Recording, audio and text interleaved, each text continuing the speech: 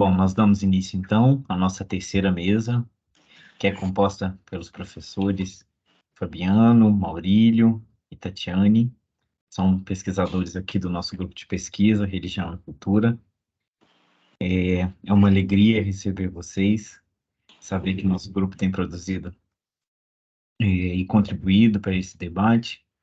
Eu vou começar apresentando um pouco dos professores, em ordem, né, da apresentação. Primeiro, a professora Tatiane. Tatiane Almeida é doutora e mestre em Ciências da Religião, licenciada em Pedagogia, com aprofundamento em Ensino Religioso pela PUC Minas, estudiosa sobre epistemologia da ciência da religião, com ênfase nas noções de disciplinaridade e interdisciplinaridade. O professor Maurílio é doutor e mestre em Ciências da Religião pela PUC Minas, bolsista CAPES, com tese sobre epistemologia da ciência da religião, premiado com menção honrosa 2022, autor do livro Ciência da Religião, Contexto e Pressupostos, lançado pela editora PUC Minas.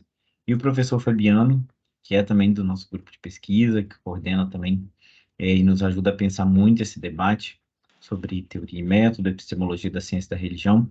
É doutor e mestre em ciência da religião pela Universidade Federal de Juiz de Fora, professor do Departamento de Ciência da Religião da PUC Minas, pesquisa em epistemologia da ciência da religião e também ética em religião. E é co-líder do grupo Religião e Cultura. Tatiane, você tem aí seus 20 minutos para apresentar para nós. A palavra é sua. Seu áudio está desligado. Boa tarde a todos e todas. Está compartilhando aí para vocês? Ainda não. Deixa eu ver aqui. Agora sim? Agora sim. Se você puder colocar a tela inteira, aqui. acho que fica melhor. Pessoal, fiz um slide para poder guiar a minha apresentação, né? Então, hoje eu vou falar um pouquinho sobre epistemologia da ciência da religião, uma reflexão sobre a noção de disciplinaridade e interdisciplinaridade. A minha tese, ela foi defendida o ano passado, em agosto, e eu propus uma reflexão a partir desses dois temas, e utilizando, né, a análise do perfil teórico-metodológico dos programas de pós-graduação em ciência da religião aqui no Brasil, utilizando as propostas pedagógicas. Então, o primeiro conceito dessa tarde, né, que eu quero discutir com vocês, é o conceito de disciplina. Então, esse conceito, ele tem na sua etimologia, de acordo com Burke, que é um historiador, né, esse conceito, ele teve origem no atletismo, que enfatizava o autocontrole. A palavra currículo, também que nós utilizamos muito e é recorrente na minha tese, era compreendido como uma metáfora do atletismo clássico.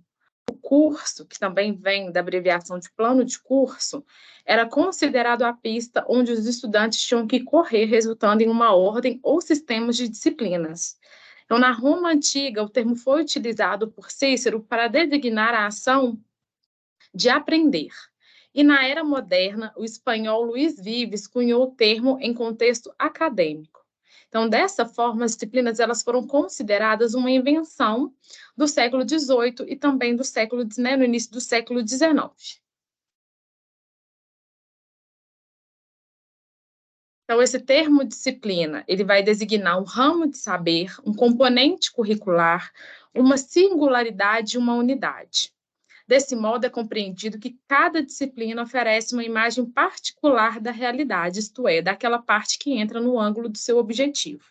Então, a nossa estrutura acadêmica, ela foi organizada nesse modelo disciplinar no contexto de uma ciência moderna, que preconizava verdades absolutas, que trazia esse olhar, né, fechado, reducionista, daquilo que ele gostaria de ofertar enquanto aprendizagem. Ainda nesse sentido, eu gostaria de trazer aqui para vocês essa figura, que também eu utilizo na minha tese, que muito contribuiu para a reflexão da constituição de um campo disciplinar de uma disciplina. Então, o autor o Barros, também historiador, ele traz essa perspectiva para concluir que uma disciplina, quando ela consegue, né, se organizar e responder esses 10 aspectos, é esse olhar de consolidação. Aqui, de uma forma breve, eu vou trazer para, né, a gente vai discutir um pouquinho, mas se atendo, né, ao nosso tempo. Então, o primeiro aspecto é um campo de interesses. qual é o campo de interesse, qual é o objeto de conhecimento do qual vai tratar e reger os estudos dessa disciplina. A singularidade, né, aquilo que essa disciplina é capaz de ofertar que nenhuma outra consegue ofertar. Os campos intradisciplinares, quando desenvolvem um certo nível de complexidade, ao mesmo passo que vai gerar especialização. Né? Esses sujeitos eles estão se especializando, essa comunidade acadêmica, comunidade educativa, em serem especialistas nessa disciplina. Quais são os aspectos expressivos? Quais são os modos de se comunicar o discurso, o alinhamento técnico que envolve conceitos, que envolve termos, que vai trazer esse rigor, né, desse aspecto expressivo para essa disciplina. Os aspectos metodológicos, qual metodologia, qual modo de fazer vai orientar essa área de conhecimento, essa disciplina. O sexto, os aspectos teóricos. Qual é a produção teórica para a interpretação dessas investigações que são construídas no seio dessa disciplina? As oposições e os diálogos interdisciplinares. Quais são as oposições que são perceptíveis e quais diálogos pode-se criar, né, nesse caminho interdisciplinar, né, no contexto dessa disciplina, considerando que não há o rigor de que ela se comunique com todas as demais disciplinas, mas para que elas possam fazer escolhas das quais sejam pertinentes às trocas. Né? A gente vai ver um pouquinho mais à frente que essa interdisciplinaridade ela não é apenas um desejo unilateral, mas quais áreas, quais disciplinas querem em si propor essa comunicação. Os interditos, aquilo, né, que é proibido aos seus praticantes, ou seja, aquilo que não é posto para essa disciplina, aquilo que de fato se torna um rigor, da qual uma fronteira limite, uma rede humana, né, são seres humanos que pensam e a partir disso praticam, né, e fazem as suas trocas teórico-metodológicas, as suas produções acadêmicas. Então, qual é a rede humana que vai sustentar essa discussão epistemológica, que é isso que nós estamos fazendo aqui hoje, inclusive, essa autorreflexão no 10º, né, que é proposto a partir do aspecto de olhar sobre si, que também estamos aqui hoje, né, realizando esse olhar autorreflexivo da nossa disciplina. Então, a partir da consolidação e construção efetiva desses 10 aspectos, o Barros ele vai considerar que isso é uma constituição, né, essa disciplina ela conseguiu se constituir disciplina. Ainda na ciência moderna, com todo esse olhar disciplinar, a gente colhe na história algumas críticas ao saber fragmentado. Um dos precursores que vai trazer essas críticas ao saber fragmentado é Auguste Dorff, que é um autor francês. Né? Ele vai cunhar futuramente, após essa crítica, o termo da interdisciplinaridade. Mas outros autores também, que podem ser percebidos e colhidos na tese, eles vão fazer essa crítica ainda corrente nos dias atuais e também a partir dos documentos referenciais para a educação de um modo global. Né? Então, essas críticas, elas dizem respeito a considerar que uma disciplina, ela oferece uma imagem particular da realidade, que o conhecimento fragmentado não se relaciona, e aqui ele não se relaciona com os problemas dos seres humanos, ele não se relaciona com as leituras que são realizadas também em outras disciplinas. As disciplinas tornam-se um fim em si mesmo e, por isso, tendem a se isolar. Ou seja, os resultados dessas pesquisas, desse projeto de conhecimento disciplinar, ela não se relaciona com a comunidade educativa. Então, ela não cumpre aquilo que a gente chama de extensão, né, que é estender o conhecimento para a população. O último é os resultados práticos da disciplinaridade. Né? Então, acreditam que ela contribuiu muito para impedir a reflexão crítica sobre a realidade e a participação da vida comunitária. Inclusive, a crítica específica, né, de Japiaçu, também é essa crítica à especialização, né, de pensar nesse olhar reducionista. A partir dessas críticas, é percebido entre esses autores que era necessário pensar, né, e atravessar o entre e além das fronteiras disciplinares, pensar um método em que fosse possível ser agregado à disciplina, para que fosse possível romper com esse saber fragmentado, tornando-o mais humanizado e tornando também acessível. Então, esse modelo pensado foi a interdisciplinaridade. E aqui vale ressaltar que a interdisciplinaridade ela não vem a substituir a disciplinaridade. A disciplinaridade ela é uma organização do conhecimento. Ela não vai acabar, ela não está em voga. Né? Não é um desejo que se acabe com a disciplina. Não é possível ter uma interdisciplinaridade sem a disciplina. Né? Então, a disciplina ela é um método, nada mais que isso. Ela não substitui a disciplinaridade. O que é essa interdisciplinaridade? Ela começa, né, mais ou menos ali nos anos de 1960, as discussões, e elas são várias, né, especialmente no contexto francês, e ela preconiza a interação existente entre duas ou mais disciplinas. Essa interação ela precisa ser recíproca, não somente unilateral, como eu falei. Né? Há de se obter o desejo também da outra disciplina de reconhecer a disciplina com a qual ela está fazendo trocas e culminar em trocas recíprocas, não trocas unilaterais, somente onde uma pega de empréstimo, né, conceitos epistemológicos, métodos, mas sem que haja essa comunicação, né, e sobretudo, que haja os direitos autorais de onde está trocando, o que se está trocando, na verdade.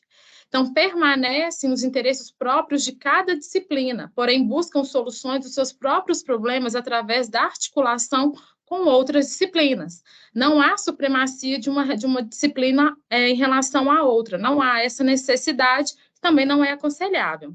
Então, essa interação ela pode ir da simples comunicação de ideias à integração mútua dos conceitos diretores da epistemologia, da terminologia, da metodologia, dos procedimentos, dos dados e da organização referente ao ensino e à pesquisa. Então, essa interação ela é legítima, desde que haja a comunicação e as devidas referências, de onde, né, está se extraindo ou fazendo, de fato, se extraindo e culminando em trocas. Então, como eu já disse também, o surgimento desse método é o ano de 1970, ele aparece recorrentemente nos documentos pedagógicos, documentos políticos, que falam, né, sobre a carreira dos professores aqui do Brasil, sobre os movimentos estudantis, especialmente no ano de 70.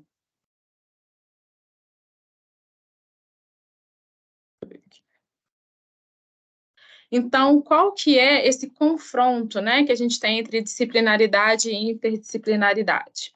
Então, enquanto o método da disciplinaridade, ela se assenta na fragmentação do conhecimento, o método da interdisciplinaridade compreende o conhecimento como um todo.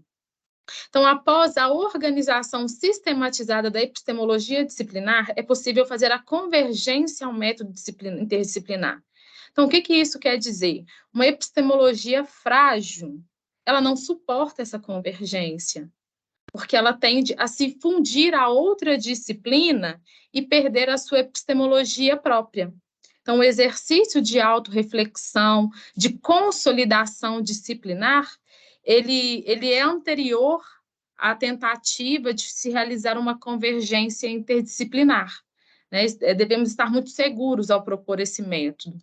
A interdisciplinaridade é método, eu sempre reforço isso, porque a gente percebe ainda muita confusão, né?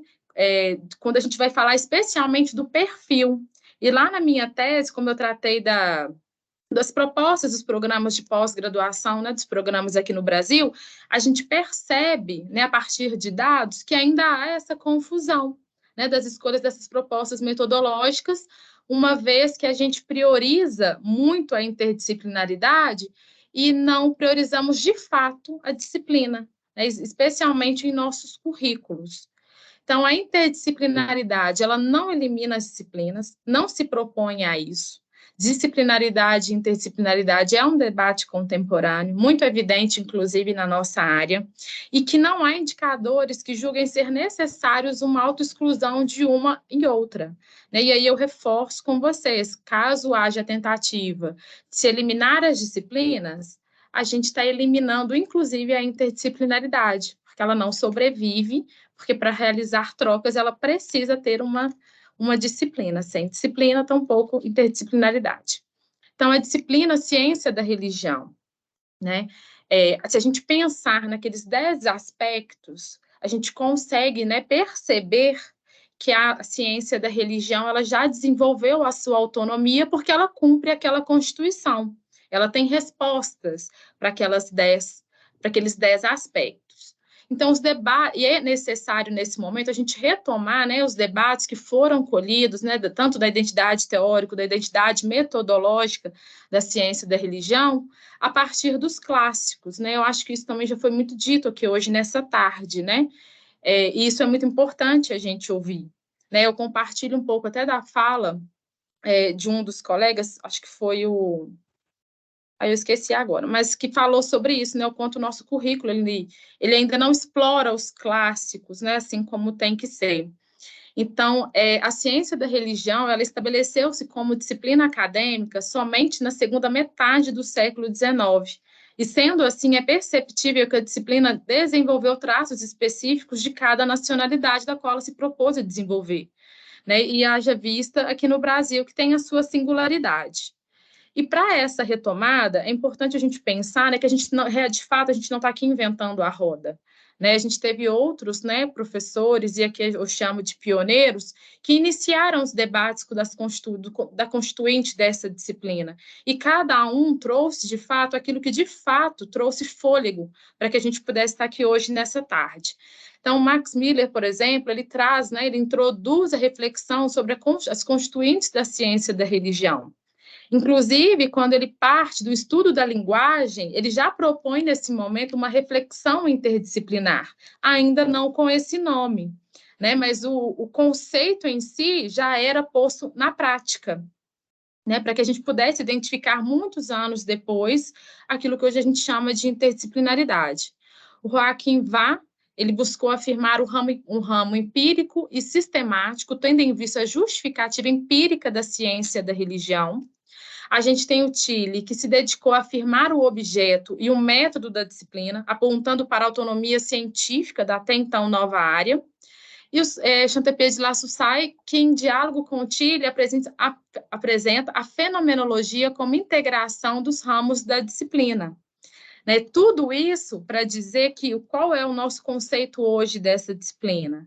Que ela é uma disciplina autônoma, né? Quem ainda não percebe a disciplina como autônoma, né? A gente sugere para que revisite os clássicos, se debruce na epistemologia, que a gente tenha mais espaço para se pensar epistemologia, né? Porque é uma disciplina dedicada à abordagem empírica e sistemática de fatos religiosos concretos, de perfil não normativo, mas que ademais é um lugar de intersecção de outras áreas que também possuem disciplinas que investigam a religião.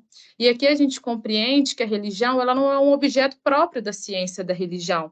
Ela, por si só, é um objeto interdisciplinar, ela perpassa várias disciplinas, mas que a nossa compreensão, ela traz, né, um resultado que as outras disciplinas não são capazes de fazer. Elas não têm essa entrega. Essa é a nossa singularidade, aquilo que nós produzimos que nenhuma outra disciplina produz. Tiane, Né? 5 minutos. Vou finalizar, se Deus quiser. O método interdisciplinar na disciplina Ciência da Religião.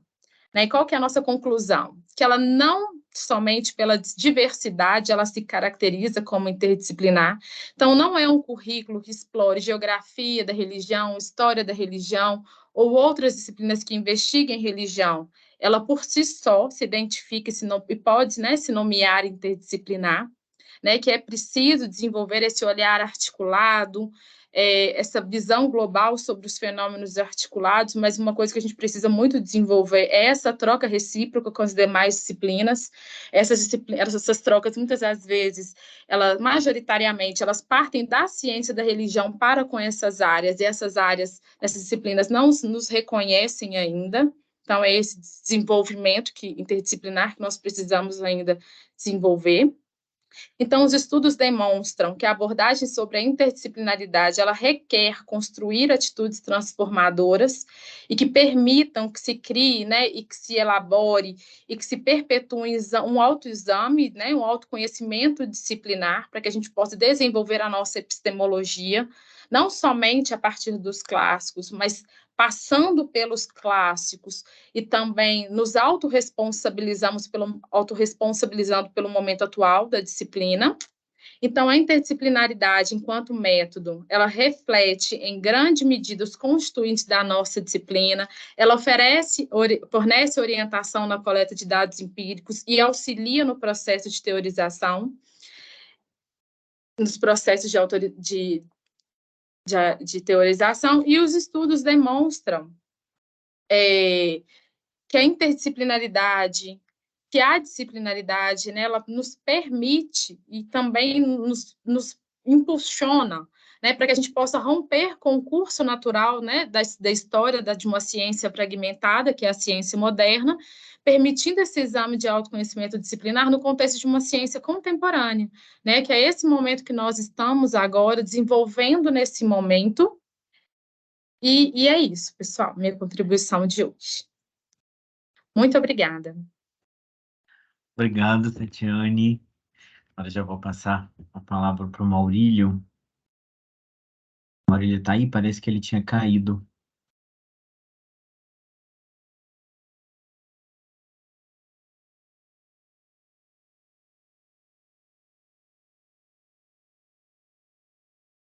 Eu acho que o Maurílio...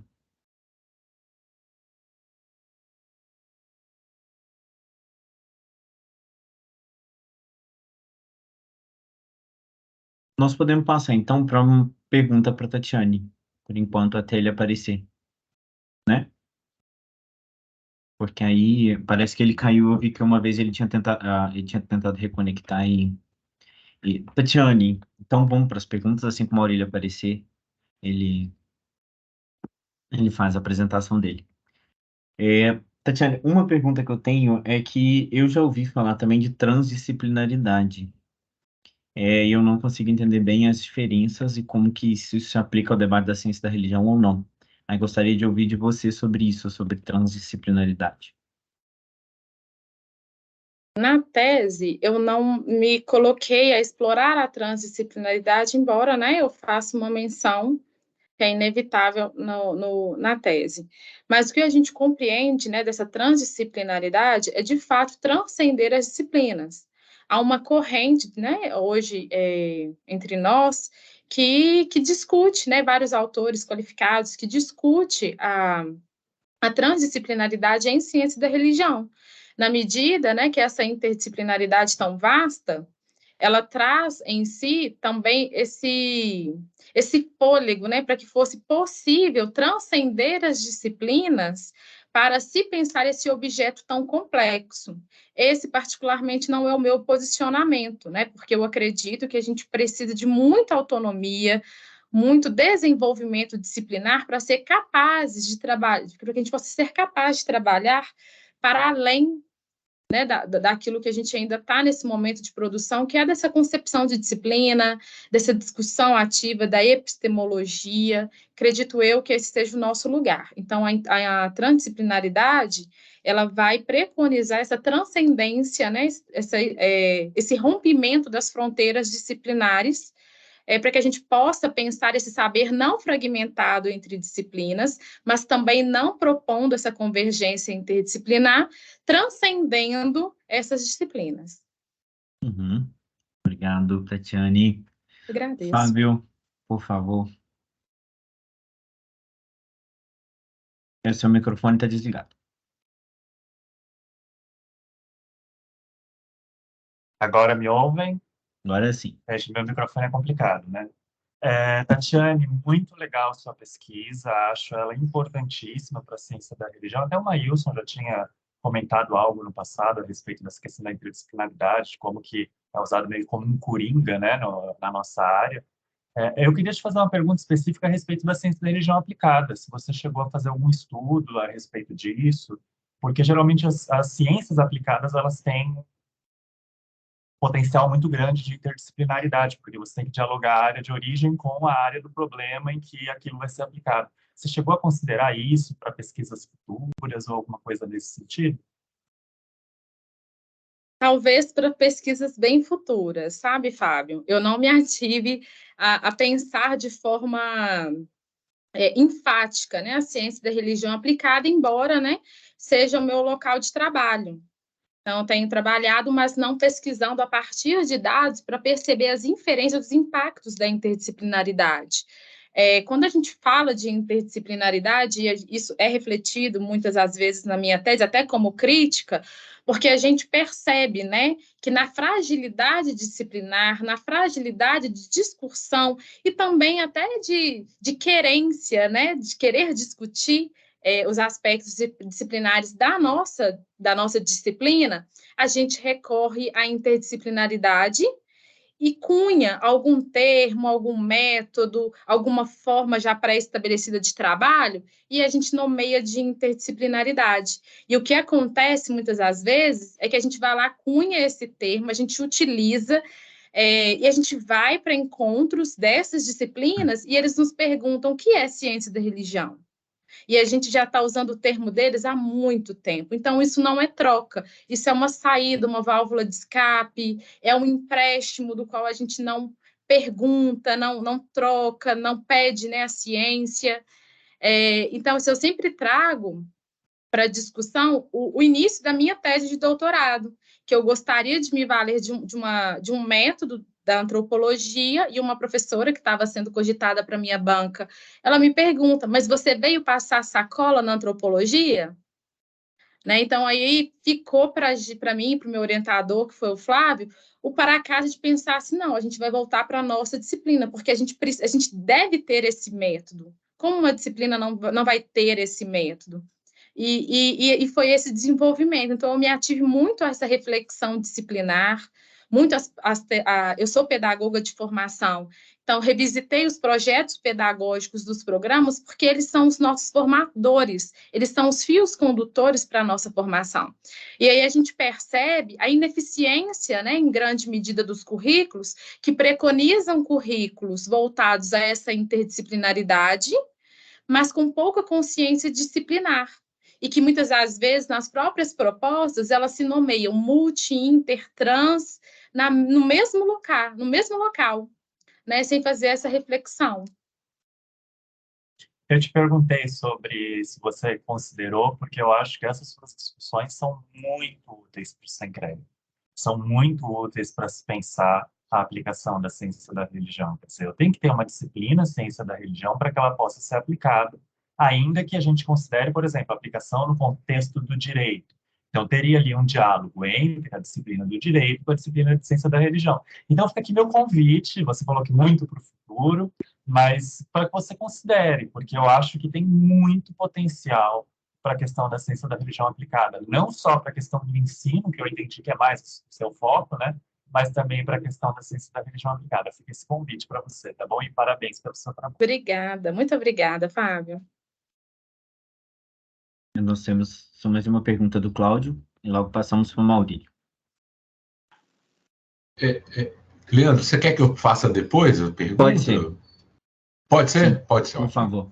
Aí nós vamos seguir com o Maurílio, depois nós temos um tempinho aí para o debate, para as perguntas para o Maurílio, e depois nós partimos para o encerramento com o professor Fabiano.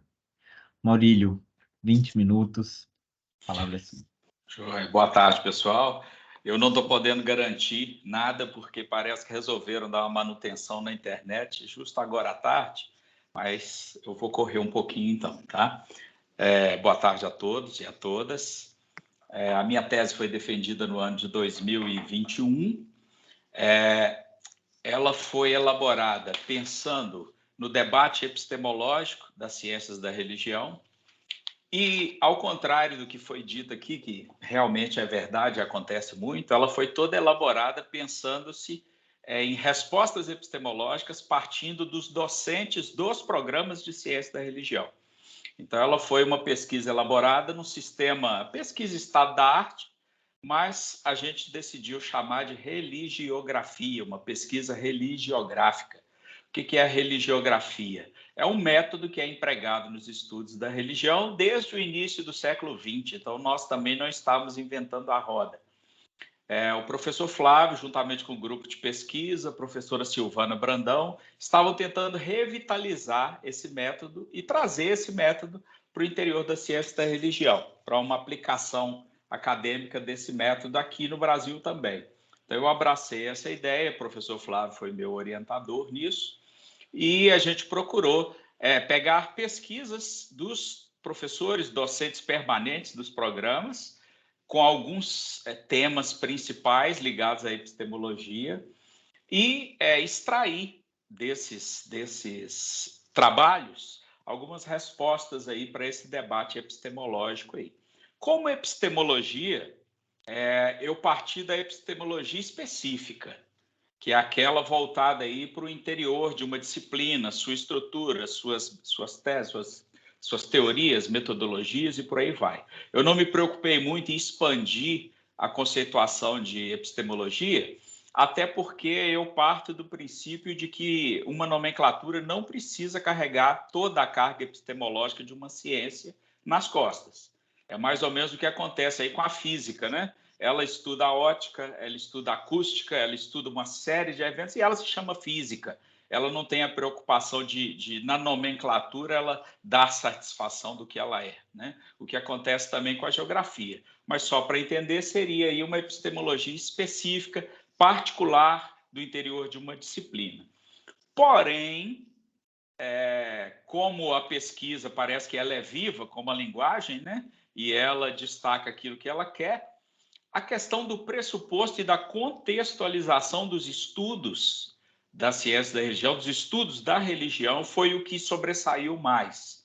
Tanto que no livro eu tirei a parte da religiografia e permaneci só com a parte do contexto dos estudos da religião. O que seria isso? Essa contextualização? Seria uma contextualização histórica, mas também seria uma contextualização por exemplo, de entender que Max Miller elaborou conceitos, fez traduções, pressupostos, mas que Max Miller também foi financiado pela Companhia das Índias Orientais, ou seja, havia também ali um contexto econômico, havia ali também a questão do imperialismo, a questão do colonialismo, questões institucionais também eu abordei. Eu acho que isso é muito importante, essa questão institucional, da instituição, que permeia ali os estudos da religião, né? A gente vai ver isso acontecer no Brasil, porque é dado à PUC São Paulo o crédito de ter instituído a ciência da religião no Brasil, quando, na verdade, isso não é verdade. Foi a UFJF que institucionalizou uma licenciatura e foi desinstitucionalizada em seguida, né? Mas houve uma autorização inicial. Então, existem questões políticas, institucionais, que permeiam os estudos da religião. Então, os estudos da religião, eles não foram elaborados simplesmente por uma questão acadêmica. Então, eu dividi, fiz uma divisão dos estudos da religião, primeiro entre os estudos gerais, aí seriam períodos, né? Período pré-institucional dos estudos da religião, um período formativo dos estudos da religião, da ciência da religião, e um período de expansão.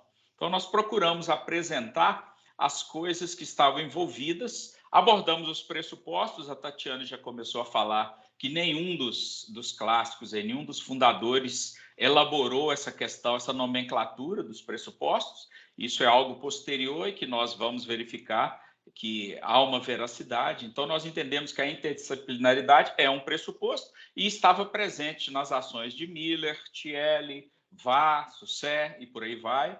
Entendemos que o agnosticismo ou o ateísmo metodológico estavam presentes também, e entendemos que a neutralidade axiológica também estava presente, ainda que isso sejam termos aí posteriores. Porém, o que eu achei interessante, que a própria pesquisa forneceu, foram as aproximações da ciência da religião com outras disciplinas, com outros modos de pensar. Então, ela começa ligado aí praticamente à ciência da linguagem. Então, o Miller vai até falar que a origem da religião está ligada à ciência da linguagem. Então, há elementos presentes em todos os povos, uma visão de transcendência, uma questão da dependência, a questão da morte, e como as linguagens seriam distintas, os povos também elaboraram religiões distintas. Então, num primeiro momento, houve uma aproximação aí com a ciência da linguagem, a filologia, fornecendo aí materiais e estrutura dos estudos. Então, até mesmo a mitologia, havia uma aproximação, a mitologia comparada, a história, né, comparada. A ciência da religião começa com essa aproximação. Com o desenrolar do tempo, a gente vê uma aproximação do positivismo do Comte. Até então não havia uma institucionalização. Eu estou falando de um período pré-institucional. Então, há uma mudança de pensamento com o positivismo. Então, de repente, começa a se analisar a religião como um evento humano.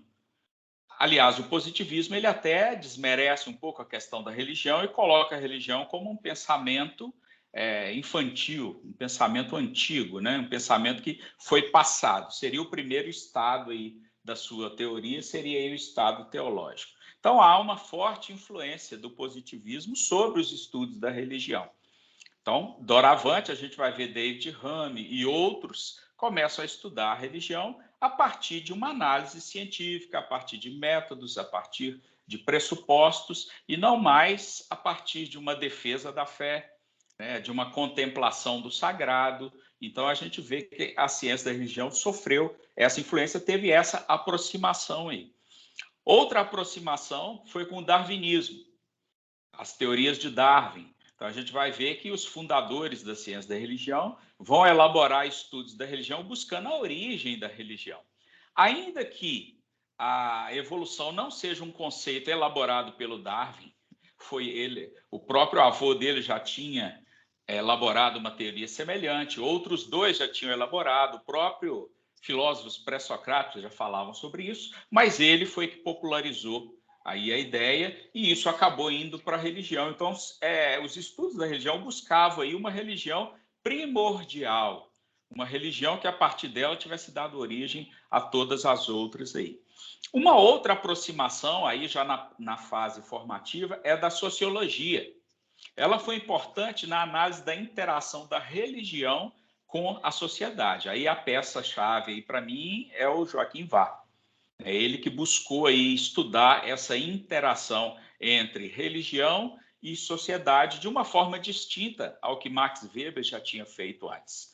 Então, aí há uma influência da sociologia, já havia influência do positivismo, influência do darwinismo. Aí nós temos as revoluções de pensamento que antecederam, todas trouxeram aí influências para os estudos da religião. Se voltarmos atrás, tem o Renascimento, né, tem outras revolução científica, o próprio iluminismo, o criticismo bíblico, né, e outras coisas que influenciaram aí, possibilitaram que houvesse uma abertura para um estudo isento do fenômeno religioso. A história, a gente não precisa nem falar, a aproximação dos estudos da religião com a história, até porque as primeiras cátedras elaboradas, elas eram de história das religiões, né? A primeira em 1873, também em 1873 nos Estados Unidos, também é uma cátedra de história comparada das religiões. Então a história esteve sempre aí presente, influenciando a questão dos estudos da religião. Nos ramos estabelecidos pelo VAR, né, o empírico está lá, o histórico, então não tem como a gente fazer uma separação. Então, a ciência da religião, ela nasce dessas aproximações. Ela vai sendo formatada aos poucos. Então, ela não é um evento de uma vez só. Ela não surge de uma vez, Miller cria uma ciência da religião já estabelecida. Ela tem todo um desenvolvimento histórico e toda uma influência dessas aproximações que ela está sujeita aí. No Brasil não foi diferente. Os estudos da religião no Brasil não começaram também numa disciplina que fosse estruturada, que houvesse métodos e pressupostos voltados ao estudo da religião. Isso não aconteceu.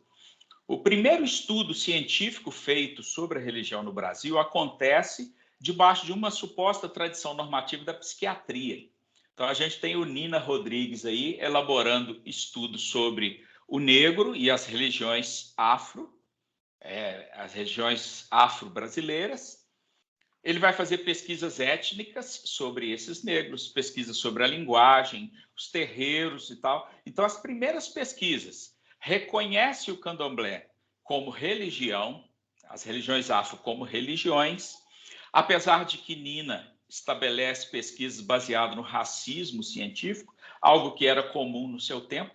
Hoje nós podemos criticar, mas é uma crítica anacrônica, porque as discussões sobre racismo vão acontecer no período da Segunda Guerra, né, da pós-guerra. Então, não havia essa discussão e o cenário científico europeu também era voltado para essas questões de eugenia. Então, há uma proximidade dos estudos da religião no Brasil com a psiquiatria. Então, além dele, nós temos Albino Gonçalves Fernandes, Arthur Ramos, Ulisses Pernambuco de Melo e outros aí, Osório Taumaturgo César, que fizeram investigações científicas da religião, do indivíduo religioso. Alguns consideraram, inclusive, que as expressões religiosas dos negros seriam loucuras da psique, os transes seriam loucuras da psique. Então, não havia ali uma preocupação do estudo neutro da religião. A questão ali era a psiquiatria e a psiquiatria da época.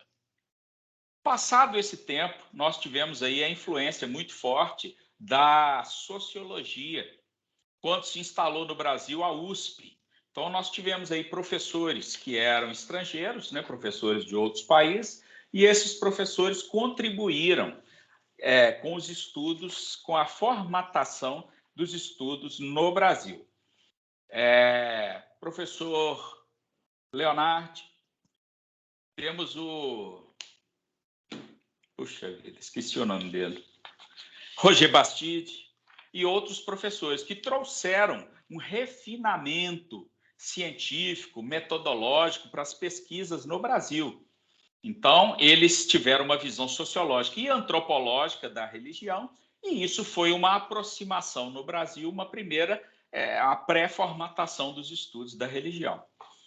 Uma terceira tradição normativa no Brasil seria da teologia, que é a que nós estamos vivendo até hoje. Por quê?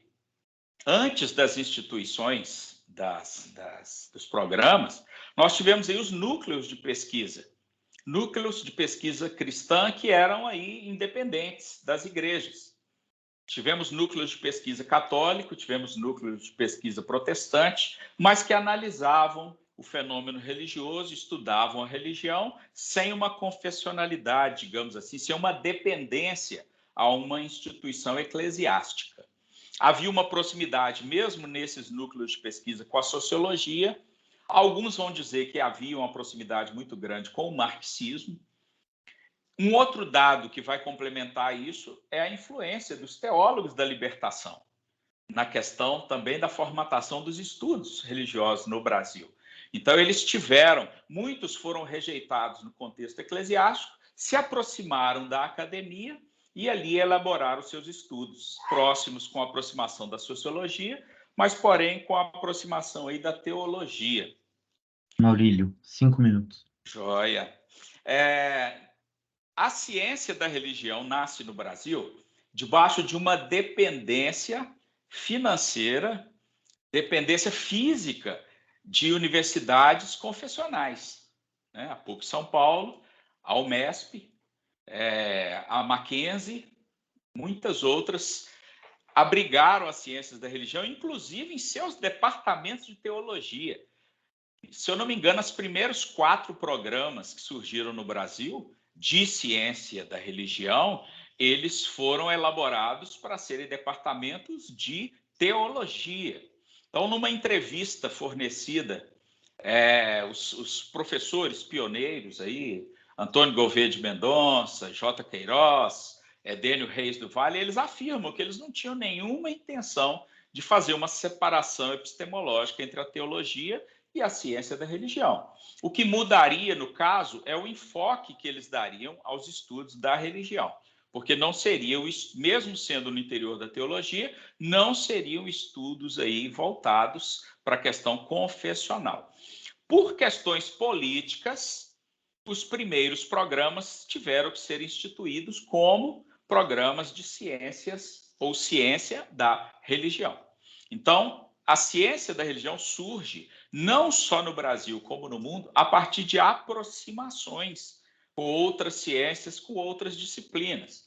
E, obviamente, vocês devem ter percebido que eu não citei aí a filosofia, né? Porque a aproximação da ciência da religião com a filosofia é algo quase que au concurso, né? Então, não há nem como separar uma análise da religião da filosofia. Isso aí não vai acontecer, né? Não existe essa possibilidade. Aliás, eu arriscaria dizer que em qualquer análise científica de qualquer área, a filosofia vai estar com o seu dedo lá no meio, né? Mexendo os pauzinhos lá. Curiosamente, o Miller estudou filosofia, mas ele disse que ele não... Parece que o pensamento filosófico não entrou muito na cabeça dele. Eu me reconheço nele, porque eu estudei filosofia 7 anos e eu não me habilito a falar sobre filosofia. Então, toda a minha pesquisa, eu não entrei na questão filosófica, eu permaneci na questão aí do estudo histórico, do contexto e dos pressupostos. E depois eu percebi que a minha contribuição com a minha tese, com o meu livro, ela é muito mais didática. Ela fornece elementos para o estudante de ciência e ciências da religião ter um pouco de conhecimento a respeito da sua própria área, um pouco de conhecimento do seu desenvolvimento histórico. Depois que eu defendi a tese, eu já escrevi material didático para 2 universidades, então eu estou percebendo que eu não consegui entrar num debate mais aprofundado de teoria, apesar da minha tese ser a proposta que ela seja metateórica, né? Mas, então, eu me embrenhei na questão realmente do histórico. Então, no meu livro, eu acrescento aí os estudos da religião nas Américas, aí, a América do Norte, contei com o apoio do professor Steven Engler me fornecendo material. América do Sul, vem para o Brasil. Então, eu procurei expandir essa questão do contexto dos estudos da ciência da religião, dando ao estudante aí um panorama, um norte para ele seguir, nada muito aprofundado, nada que seja metateórico ao extremo, é aquela metateoria que eu copiei do professor Walter Capps, então seria mais ou menos isso aí, tá? Então essa foi a tese, em poucas palavras, essas aproximações aí que eu quis demonstrar. Ainda bem que a internet não caiu. Obrigado, Leandro. Que bom, Aurélio, que deu tudo certo. Parabéns pela pesquisa, pela essa importante contribuição, né, com o seu livro. Na perspectiva de livros, eu aproveito para lembrar que o nosso grupo tem outro livro, que foi organizado pela Tatiane, pelo Flávio e pelo Fabiano, Epistemologia da Ciência da Religião, que traz um pouco desse debate também. Maurílio, minha pergunta para você é bem simples, só queria te ouvir mais um pouco sobre esse trabalho de produção de material didático, né? Que eu acho que é uma realidade que a gente pode pensar na empregabilidade do cientista da religião e também a importância que tem isso no sentido de que a pessoa que produz tem uma consciência histórica sobre a disciplina, e me parece que nos seus trabalhos você tem incluído esses autores clássicos, toda essa história da disciplina, para esses futuros graduandos que vão usufruir desse trabalho. Mas parabéns, Obrigado. Acho que tem uma contribuição muito importante vinda desse trabalho seu. Ok, e só para frisar que esse trabalho de professor conteudista, eu tenho visto nele um modo de divulgar os pesquisadores da nossa área. Então, todos os professores que estão presentes nesse debate aqui estão no material que eu editei, que eu criei para as 2 universidades. Tá? No meu livro também tem, então, o professor Fábio, professor Flávio, Gil Braz Aragão, professor Fabiano e outros estão no livro. Eu faço questão de citar artigos, citar livros, professor Emerson Silveira, muitos outros. O meu livro eu termino com uma frase do professor Gil Braz Aragão, que eu achei muito interessante, se nós poderíamos falar que existe uma ciência da religião à brasileira. Então, é um campo que eu acho que pode ser explorado, precisa ser explorado. Eu estou vendo que há a possibilidade e que há a possibilidade da gente divulgar também o nosso próprio trabalho, a nossa própria pesquisa. A intenção é essa aí. Sim, obrigado, Maurílio. Nós temos Citei você, você lembra, né? Obrigado, é uma honra. Tem mais alguma pergunta? Parece que já tinha Cláudio, se eu não me engano. Bem, não, alô? Vamos em frente, eu acho que passou o momento, mas tudo bem. Beleza. Então, nós seguimos já para o encerramento.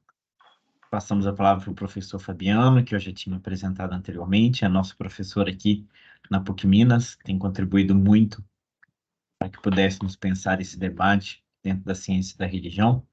Professor, seja bem-vindo, obrigado pelo convite.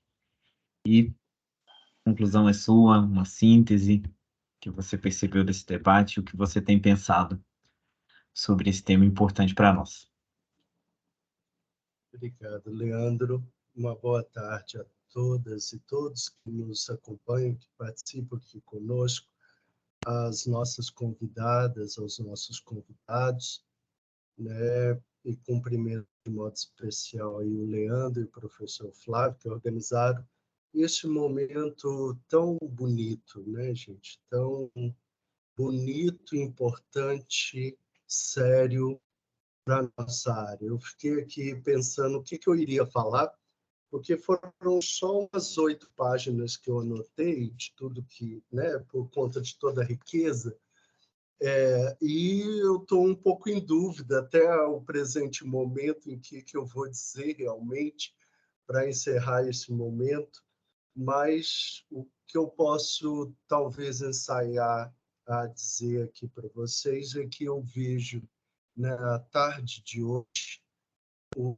levantar-se de uma nova geração de pesquisadoras e de pesquisadores que propõem questões absolutamente fundamentais e incontornáveis no contexto reflexivo da nossa disciplina, aqui, tal como ela se realiza no nosso país e mesmo mundo afora. Acho que é um verdadeiro marco e eu não estou, espero, né, não estar de modo algum enganado nessa afirmação tão forte que eu vou fazer, mas é um verdadeiro marco histórico para a ciência da religião aqui no nosso país, enquanto disciplina acadêmica. É um momento que se mostra, a meu ver, muito encorajador.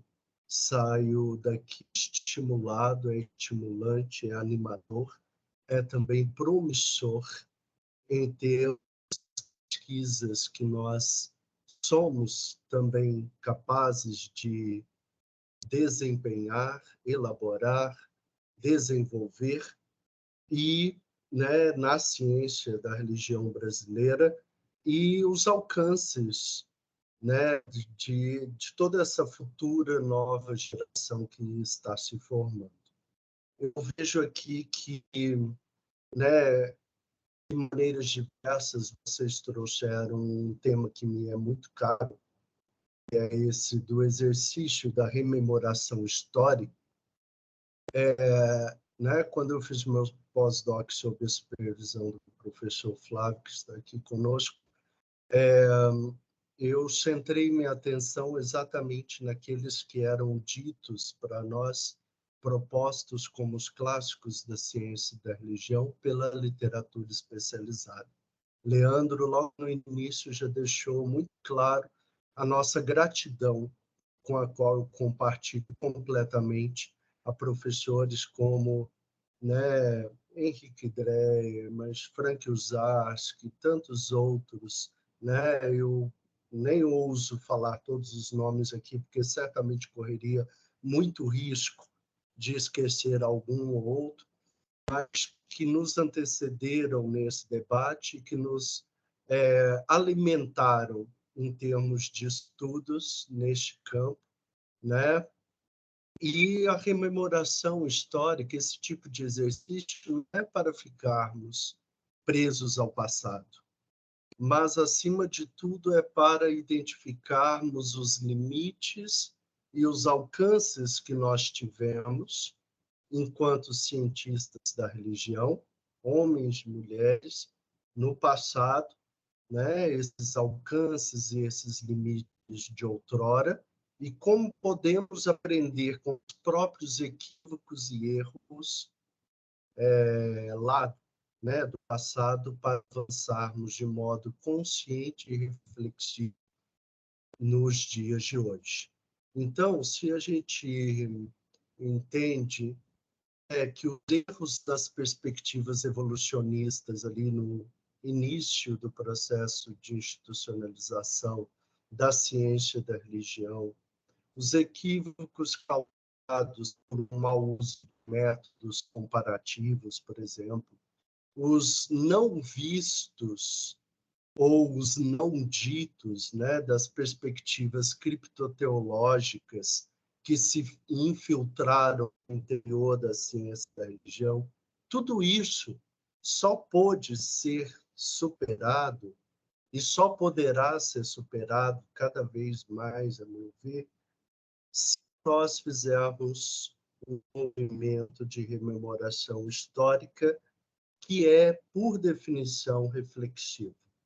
Tanto aqui no nosso país, como a gente vê em pesquisas, né, como da Tatiane, do Maurílio, né, e tantos outros aqui que falaram, daqui a pouco eu vou, né, também trazer, Maílson, enfim, cada um falando um pouquinho de cada um dos trabalhos, o que me tocou profundamente aqui nesse momento, né?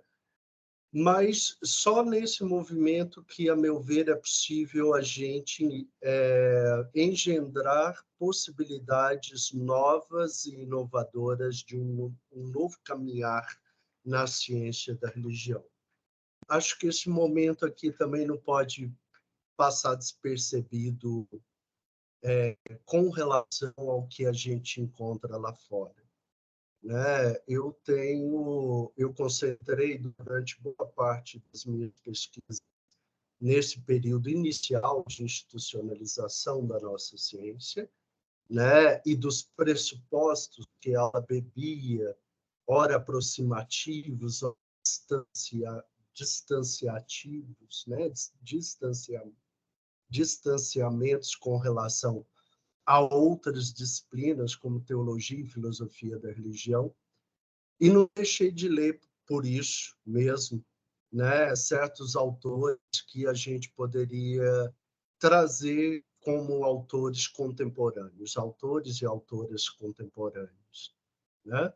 Hoje eu vejo que nós temos lá fora, na Europa, sobretudo, mas também em alguns países, por exemplo, da América do Norte, né, um certo movimento que sai um pouco desse centro, se é possível falar assim, né, esse núcleo, esse polo da ciência da religião, tal como sistematizada pelos teóricos clássicos da ciência da religião, né, cujos nomes já foram citados, né, aos montes aqui nas falas de vocês, né, dentre eles Max Miller, Tilly, Susé, né, Joachim Vah, mas eu usaria trazer também, né, a professora que, né, fundou e coordenou o movimento dos ritualistas de Cambridge, né, a professora Ellen, né, que, ao meu ver, é um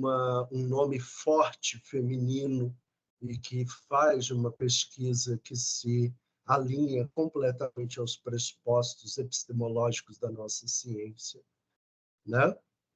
Mas, né, então eu dizia que lá fora a perspectiva que às vezes a gente hoje observa é talvez um movimento muito mais difuso com relação a esses clássicos. Você tem crítica ideológica, você tem perspectivas que caminham muito mais na relação da ciência da religião com a neurociência, né? Perspectivas cognitivistas, materialistas, não no sentido que a professora Patrícia também nos trouxe na tarde de hoje, né, mas de um materialismo, né,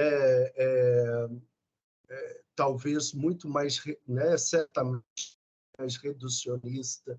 Temos perspectivas que se aproximam da semiótica, da filosofia analítica, da filosofia continental, enfim, a meu ver, uma fragmentação também, ela se aloja no interior da nossa ciência em alguns lugares do mundo. E a proposta que se parece delinear aqui para mim na tarde de hoje é de um movimento contrário, de um movimento que busca um foco em comum ou um lugar de onde partir, né, juntos, né, de modo crítico, não é? Ou não se trata de retomar, como eu dizia há pouco, os teóricos considerados clássicos, né, à toa, né? E mesmo aqueles que são esquecidos, como a Jane L. Harrison, que eu acabei de citar para vocês, né? É um movimento, a meu ver, impulsionante e inspirador, porque busca uma certa convergência a partir de um núcleo teórico, de um centro teórico e metodológico, sem, contudo, estacionar aí, nesse polo central, mas, a partir dele, repensar tanto a nossa própria maneira de estudar o objeto, as religiões, a religião, quanto de repensar de modo crítico nossas próprias interpelações, interpretações e também as nossas práticas. Eu vejo que há um projeto comum que eu ousaria nomear de solidificação da nossa disciplina no contexto brasileiro. O Nestor, por exemplo, o professor Nestor propõe passar ali percorrer uma linha clássica de autores, na tentativa de buscar um consenso para a superação das críticas contemporâneas que são dirigidas ao conceito de religião. Perspectiva, a meu ver, fundamental, e que a própria Danielle Villiers, lá na França, não hesita em conclamar os sociólogos e as sociólogas da religião a fazer ainda hoje esse tipo de movimento. E que, né, perspectivas contemporâneas essas que ora visam a substituição, ora a própria desconstrução do nosso objeto de investigação, como o professor bem nos trouxe.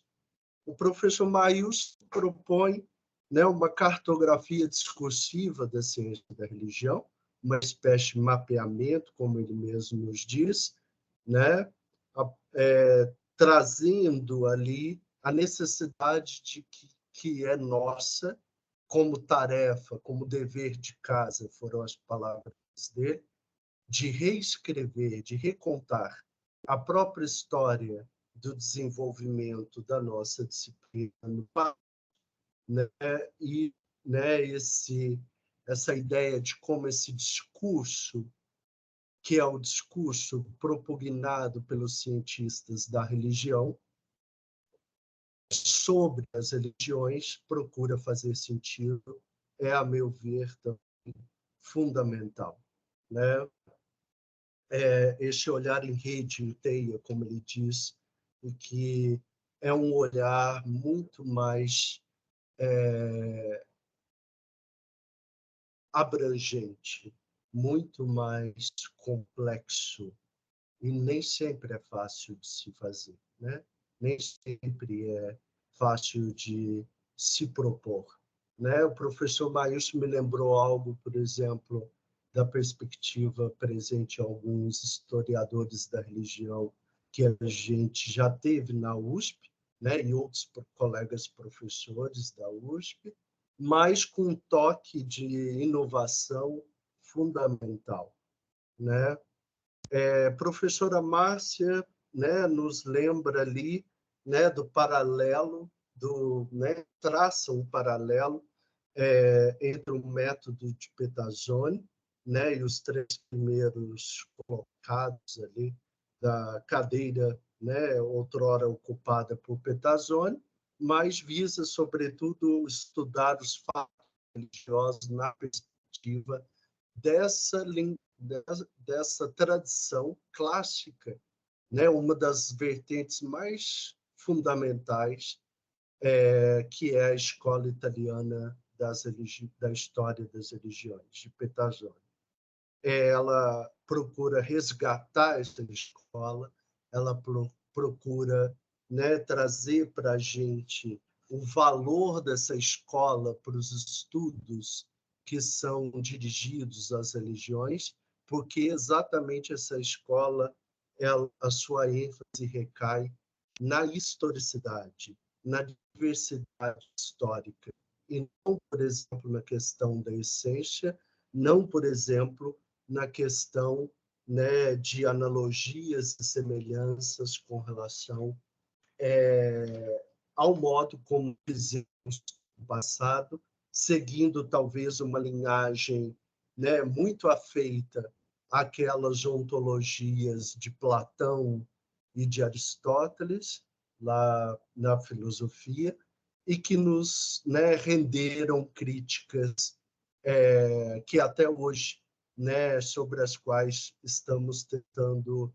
nos debruçar e nos debater, né? Então, inserir o religioso, a tradição, o fato, o fenômeno no seu contexto cultural, mas também estabelecer esses nexos causais, essas relações de causa e efeito, é verdadeiramente, né, trazer um aspecto fundamental da própria disciplina, a meu ver, e que a escola de Pettazzoni nos deixou como um legado também incontornável, né? O professor Fábio Stern, né, fala para a gente ali aborda um aspecto ético fundamental, né, de aplicabilidade dos conhecimentos que são produzidos por nós, cientistas da religião, né, no interior da ciência da religião, e como isso pode, né, servir exatamente como caminho, né, não só a empregabilidade das pessoas aqui no nosso país, que estudam esse objeto, mas para a solução de problemas, a solução de conflitos, a solução de embates. A ciência deve responder à comunidade, a ciência deve responder à sociedade. Ela tem um papel ético a cumprir. E o Fábio, quando traz para a gente, né, suas pesquisas, junto com as do Matheus nesse campus, né, aborda isso de forma lapidar, e qual a urgência e qual a necessidade né, de fazermos esse movimento no nosso país. A professora Patrícia, sua pesquisa, né, me deixou assim encantadíssimo. Né? Estudar as religiões a partir das suas materialidades, eu usaria nomear de uma forma um pouco diferente, a própria professora depois pode me corrigir, mas é conceber o fato religioso como um fato moral, sem negar que ele é também um fato simbólico, sem negar que ele é um fato de representação, né, intelectual, portanto, da esfera do pensamento. A professora chama a nossa atenção para o fato de que os objetos, como que os objetos, no contexto ali das religiões, ajudam aquelas pessoas a formarem um imaginário religioso, né? E o quanto que o contato com os 5 sentidos volta aqui como um dos pressupostos epistemológicos sobre os quais se erige a nossa própria ciência, desde os seus primórdios. A gente não pode se esquecer que a ciência da religião ela é fruto de todo um desenvolvimento de pensamento que deita raízes também, até certo ponto, numa interpretação, numa certa interpretação e num certo modelo de ciência, né, cuja elaboração, cuja sistematicidade maior está na crítica da razão pura de Kant. Kant, né, que nos disse, que nos ensinou que fazer ciência né, que a ciência tem que passar pela sensibilidade e pelo entendimento, instaura um novo modelo de cientificidade e que vai predominar, a meu ver, como um dos princípios epistemológicos basilares da nossa própria ciência. Nós partimos do que é constatável, nós partimos do que é observável, nós não investigamos o suprassensível em primeiro lugar, nós não investigamos em primeiro lugar, nós ficamos e permanecemos cá embaixo. Tilly fala isso, Maximilian, a seu modo, fala isso, Joachim Wasserstein, a Jane L. Harrison e tantos outros, né, que eu poderia trazer aqui, tomam esse como um pressuposto fundamental da nossa ciência. A professora Patrícia nos leva novamente para esse lugar. Ela, na sua pesquisa, nos chama atenção, e que vai na contramão de uma mera perspectiva cognitivista, por exemplo, né? Ao conceber o fato de hoje como esse fato também material. A professora... 5 minutos, por favor. A professora Tatiane, né, buscou refletir conosco aqui sobre a ciência da religião, né, sobretudo tal como ela se desenvolve em nosso país, né, mas também em outros lugares, a partir das noções de disciplinaridade e interdisciplinaridade. Ela traça para a gente, retoma aqui, né, a partir dos clássicos, ela vai enfatizar a necessidade desse caráter de compreendermos, né, de outras formas, de outras maneiras, esse caráter disciplinar da nossa ciência e que, a seus olhos, é imprescindível para se entender a própria proposta metodológica interdisciplinar no interior da nossa ciência. Também uma pesquisa que, né, cujos frutos vem rendendo aos montes, vem se alastrando, né, desde Amptecre até artigos e, né, agora também, né, capítulos de livro que a Tatiane tem sido convidada para escrever, e a professora Tatiane, né, e, né, o próprio Fábio também já abordou muito bem, tipo de pesquisa essencial, fundamental para a gente repensar a própria questão da ciência da religião aplicada no nosso país. Por fim, o professor Maurílio procurou lançar luz aí ao desenvolvimento da religião no Brasil, esse desenvolvimento histórico, tomando por base os pressupostos epistemológicos de toda a linhagem clássica de pensadores, né? Linhagem essa que ele procura traçar e percorrer de modo crítico, exemplar, né? Vale muito a pena de se ler a tese do professor. Eu pude ter a honra de ser convidado para a banca e de ler o trabalho do Maurílio, né, que eu indicaria sem pestanejar a todos aqueles e aquelas que quiserem aprofundar o estudo, né, dos clássicos e da própria ciência da religião no nosso país. Meus caros, minhas queridas, é com muito orgulho que encerro esse evento, né, agradecendo sobre as que foram aqui feitas, os interesses em comum, as luzes que vocês lançam, arestas que vocês põem à luz, né, sob a luz, as lacunas que vocês evidenciam, do quanto ainda precisamos crescer, do quanto precisamos trabalhar, do quanto precisamos ainda, mas também, né, investigar, mas também do quão é importante esse trabalho uníssono, esse trabalho juntos, esse somar forças.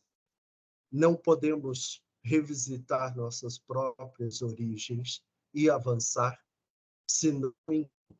E o que vocês nos ensinam hoje é essa necessidade de dialogarmos mais, de recontarmos melhor a história da nossa disciplina, a história da nossa disciplina também no nosso país, e de avançarmos, de não pararmos. Então, muito obrigado. Fico muito, muito feliz de ouvi-las, de ouvi-los.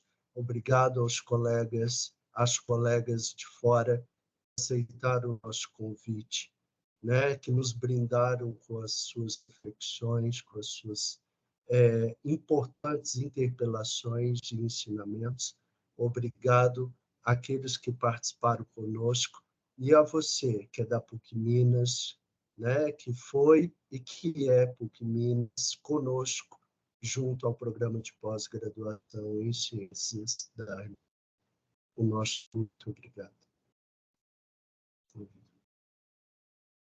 obrigado. Obrigada também a todos. Obrigado a Agradecemos todos, gente. mais uma vez a todos que participaram, a todos que se inscreveram. Gostaria de lembrar só rapidinho, amanhã nós temos outro encontro, Simpósio Max Miller 200 anos, organizado pelo UFPB. Então nós temos mais um encontro marcado amanhã à tarde. Olha, muita gratidão, é uma alegria imensa esse encontro. O arquivo vai ficar disponibilizado no YouTube do Programa de Pós-Graduação em Ciências da Religião da PUC Minas. Futuramente teremos mais trabalhos com o dossiê da Interações. Então, é só agradecer mesmo a todos que participaram e entender que o debate continua, né? Acho que nós temos aqui hoje um grande estado da arte da pesquisa sobre teoria e método no Brasil, e mais ainda a consideração que é um movimento. Então, nós aguardamos novos personagens para juntar nesse debate, abrir novas perspectivas. Mas gratidão, muito obrigado, e continuamos com trabalhos nos próximos anos, e seguir em frente nesse debate tão importante. Fábio? É só para tirar a dúvida,